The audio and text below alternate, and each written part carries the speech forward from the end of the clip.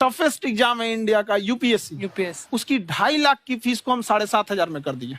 और सेम बहुत बढ़िया, वेरी गुड। और इंडिया के सबसे बेस्ट टीचर के साथ जो भी हैं वो अपने सब्जेक्ट में उससे बेस्ट इंडिया में कोई नहीं। और इतना के बावजूद ऐसे हम लोग को लगता होगा 7,500 बहुत कम है। एक लड़की ने कहा कि सर शाम वाले बैच को ना मॉर्निंग में कर दीजिए। हम कहे बाबू तो इतना सबके इंडिविजुअल से तो बैच ट्रांसफर नहीं, क्या प्रॉब्लम है? उसने कहा ना शाम में हमको दूसरे के यहाँ बर्तन मांजने जाना होता है। तो हम लोग को लगता है कि जितना ये तकलीफ इससे कई गुना ज्यादा है। और कई बार तो ऐसा लगता है कि वो भी ना ले। एक लड़का बेचारा नदी से बालू निकालता था और वो बालू को भरता था, फिर नाव बालू को किनारे लेके बेचती थी और वो बालू भरता था, उससे मेरी फीस ले आया। हमारा हाथ कांप गया, हम कैसे फीस ले लेंगे यहाँ पर। बहुत बढ़िया। उसी दिन हमने ये प्रण लिया था कि भारत का कोई भी बच्चा उसके सफलता में पैसा उसकी बाधा नहीं बनेगी, चाहे उसको जितना भी पढ़ना रहे यहाँ पर। क्या बात।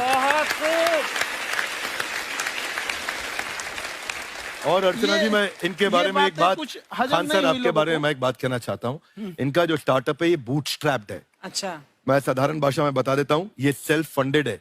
इन्होंने अभी तक किसी और से पैसा नहीं लिया है। ये इन्वेस्टर के पैसे से नहीं, इन्होंने खुद इसको बिल्ड किया है। और बल्कि इतना स्ट्रॉन्ग स्टार्टअप है ये कि मैं कहूंगा कि अगर इन्वेस्टर्स को इन्वेस्ट करना हो तो मैं इंडोर्स करता हूँ ऐसे स्टार्टअप्स को। यही सब चीजों को देखते हुए कई लोगों ने धमकी भी दिया था वहां पर। अच्छा। और उसके बाद बम चला दिए और 7-8 बम चला दिए और कुछ ब्लास्ट हुआ। एक बेचारा नया लड़का आया था एडमिशन लेने के लिए, उसकी स्कूटी उड़ा दिया। वो आया था, कहा कि सर हम तो पढ़ने आए थे, हमारा स्कूटी उड़ गया। हमारी ऑफिस उड़ा दिए सब। एक तो पास में आके गिरा और नहीं फटा वो।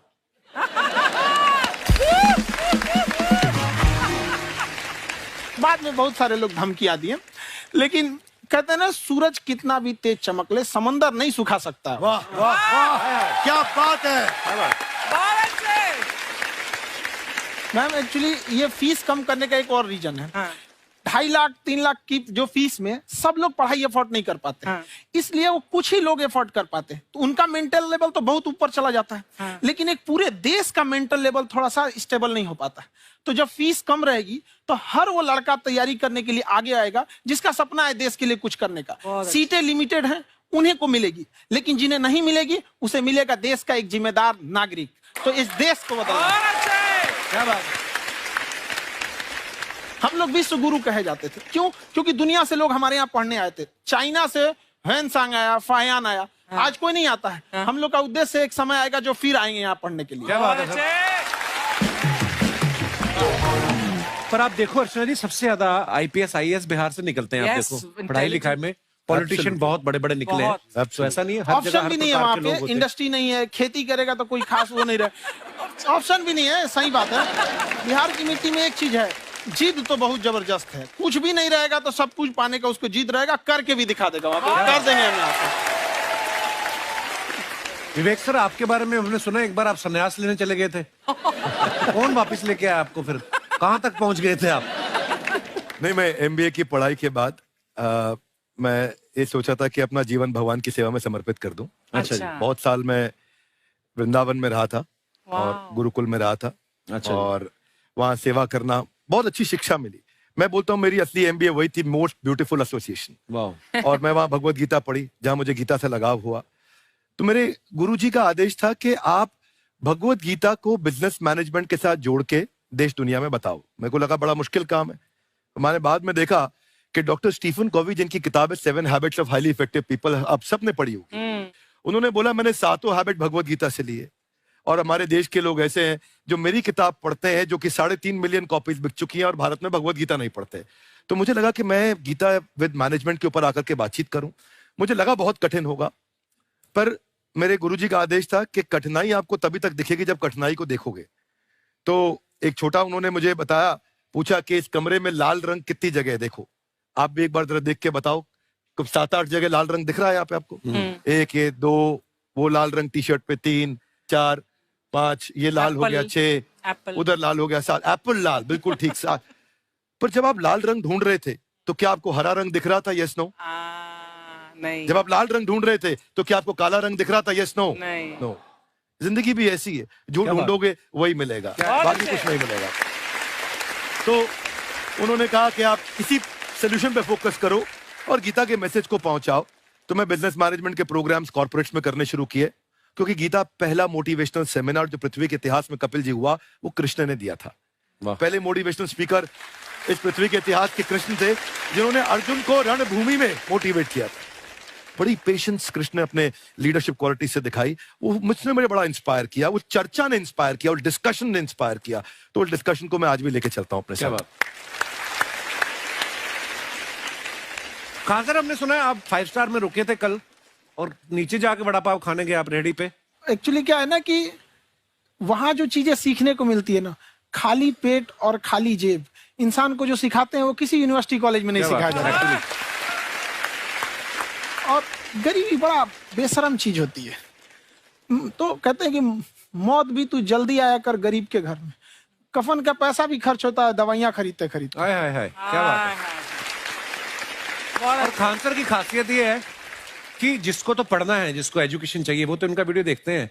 लेकिन वैसे भी कई लोग, जैसे अर्चना जी बात करी थी, कहती मैंने जब देखना शुरू किया तो मैंने बैक टू बैक इतने सारे वीडियोस देखे, क्योंकि आपका जो तरीका जो बोलने में, एक तो इनकी जो टोन है पढ़ाने में, और साथ साथ में जो ह्यूमर आता रहता है, तो उसकी वजह से और भी इंटरेस्टिंग हो जाते हैं आपके वीडियो। शुरुआत में हम लोग जब स्टूडेंट लाइफ में थे, या हम कई स्टूडेंट को भी देखते हैं, वो बेचारे जब थक जाते हैं तो आपका शो देखने लगते हैं।